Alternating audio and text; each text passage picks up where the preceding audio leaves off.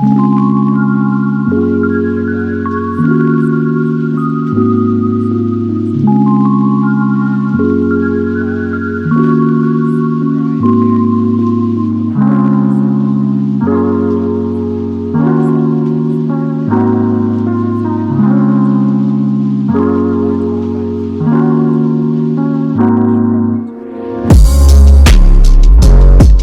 and find my media diet is not the same as it used to be even just a few years ago. And while I am in another place where I am very much looking for nostalgia and familiar things, there are some things that I am aware of that I just can't go back to. I want to talk about a few things in particular that I've struggled to return to due to changes in how I have felt about these particular media sources. And I say this not because I want you guys to form any opinion about it from what I have to say, just simply from my perspective. So I want to talk about a couple of things in particular that I wish that I could go back to, but I find that I can't.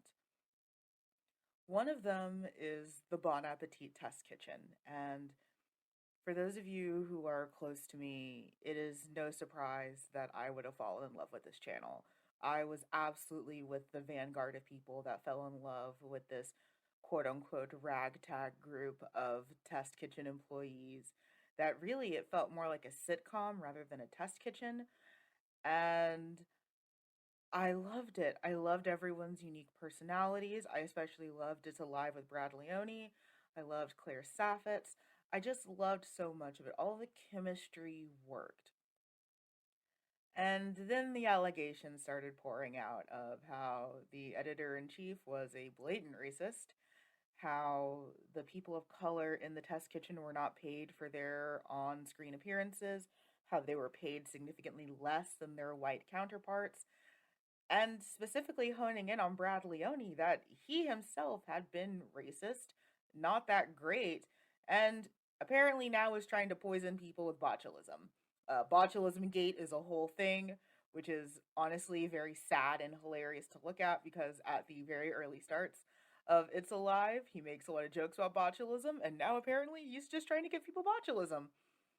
And what I can't emphasize enough is how much comfort It's Alive used to give me. Like on some of my darkest days, just watching Brad Leone talk to the camera like that human golden retriever he is.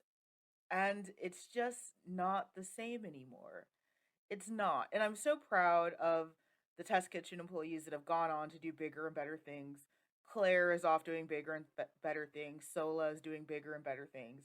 But for those that remain, it just feels so hollow and so different. And you can't go back to that feeling of innocence before the shoe dropped. It's frustrating because I would love to. I still think so much of that old stuff is funny, but it just feels wrong to go back. The other one that I want to talk about briefly is again not going to be a shock, and while I really try not to talk about celebrity news very much as I continue to talk about celebrity news, it's John Mulaney.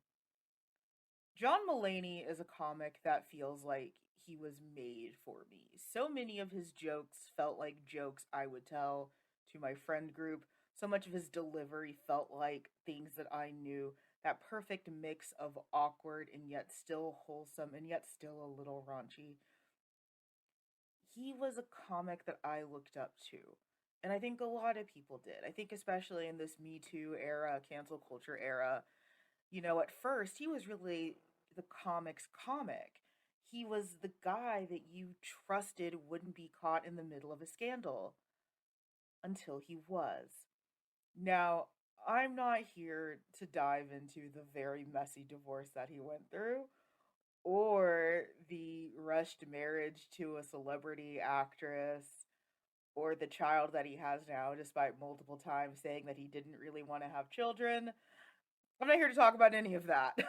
Clearly, I have opinions, but I'm going to try not to talk about celebrity news too much in this episode, in this video. But it feels wrong to go back and look at those early skits of his because they're so predilected on him and his relationship to his now ex wife. So much of his humor and his charm came from how obviously in love he was with his ex wife and how wholesome and approachable that made us feel. Now, I am fully aware of the power of parasocial relationships. I know that I'm not John Mulaney, nor am I friends with him. But the idea of him and his partner just in love and happy with a dog named Petunia just made it so much easier to fall for his already awkward charm. And when the veneer was taken away, when we realized that he was exactly what we always feared, a rich man, it was disappointing in a way. I didn't think it would hit me the way that it did, but I find myself now unable to laugh at the jokes that I used to, unable to recite the same lines of comedy that had once occupied many, many slots in my brain. Sometimes you just wish that things could go back to the way it was, but no matter how much you try, it's difficult to catch lightning in a bottle twice. Part of a media diet is sometimes learning to let go of things. And while letting go is always difficult, it is also always vitally important. I'll see you guys again soon. Sorry I've been a little bit busy, but I wanted to get this out just so you guys know that I am still very much dedicated to keeping things going. See you in the next one. And I say this not because I want you guys to form any, opinion about what I have to say, just simply because I want to talk about it. But I want to talk about a couple of things in particular that I wish that I could pinpoint to finally make you feel. One of